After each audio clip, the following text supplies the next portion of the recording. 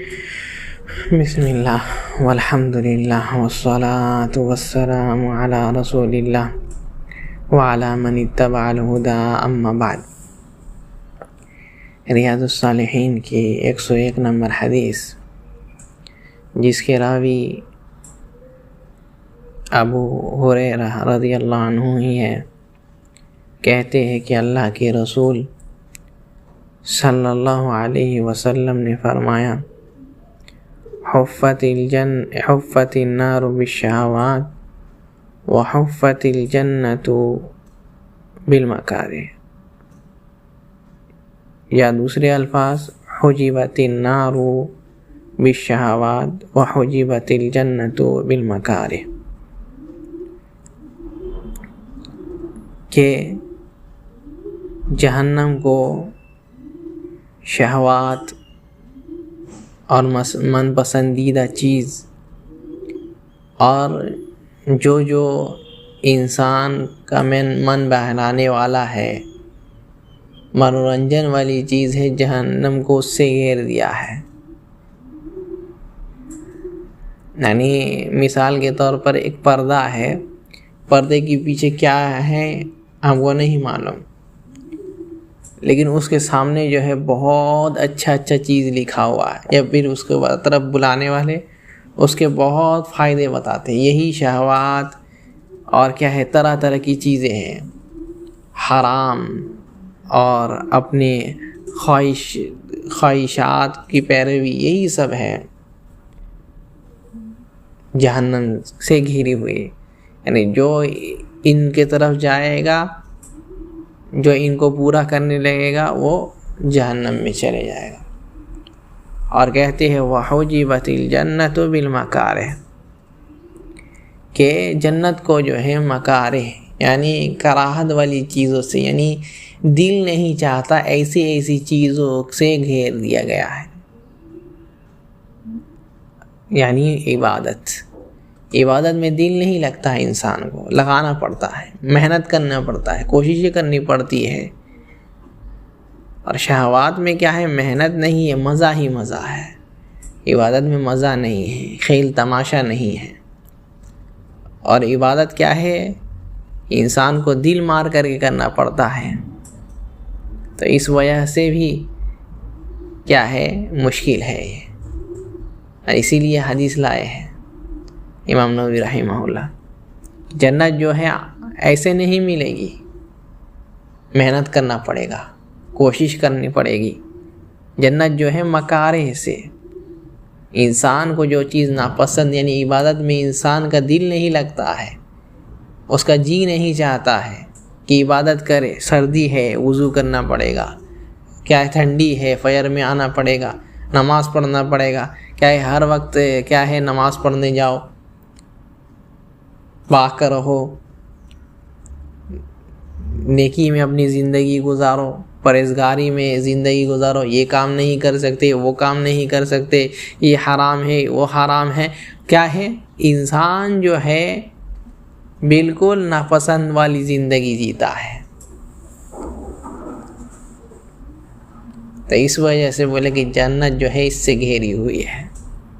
یعنی اگر ان چیزوں میں چلے گا، ناپسند ہونے کے بعد بھی جو ہے ان کو مانتے ہوئے چلے گا، تو اس کے لیے جنت ہے۔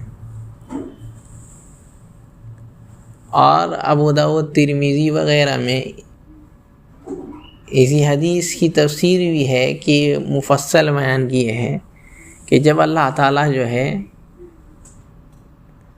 جنت کو بنائے تو جبریل علیہ السلام کو بولے کہ اذهب، جاؤ، جا کر کے گھوم کر کے آؤ، جنت کو دیکھ کر کے آؤ۔ آ کر کے کہتے واللہ، اللہ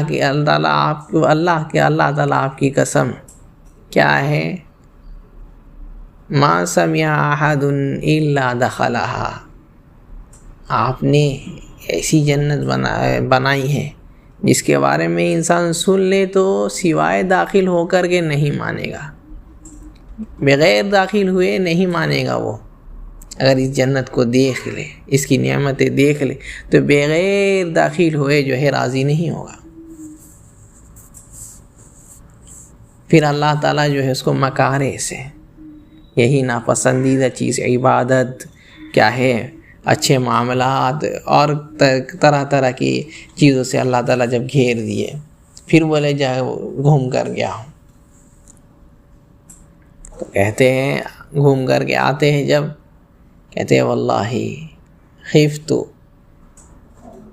اللہ کی قسم ہم کو ڈر لگتا ہے، کیا ہے، ما احد یدخلها، کوئی بھی اس میں داخل نہیں ہو سکے گا،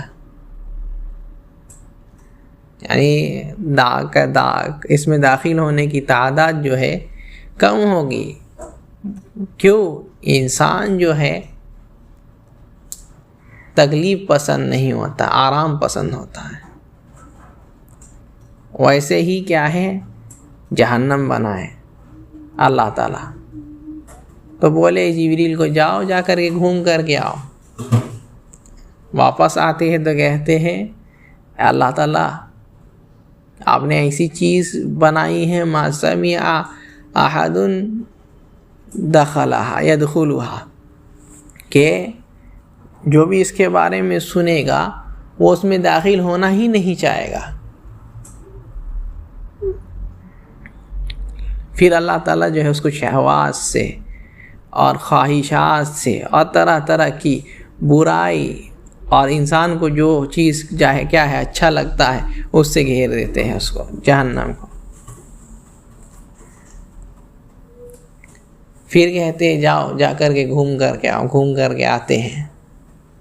اللہ تعالیٰ لقد خشیت اللہ تعالیٰ لقد خشیت اللہ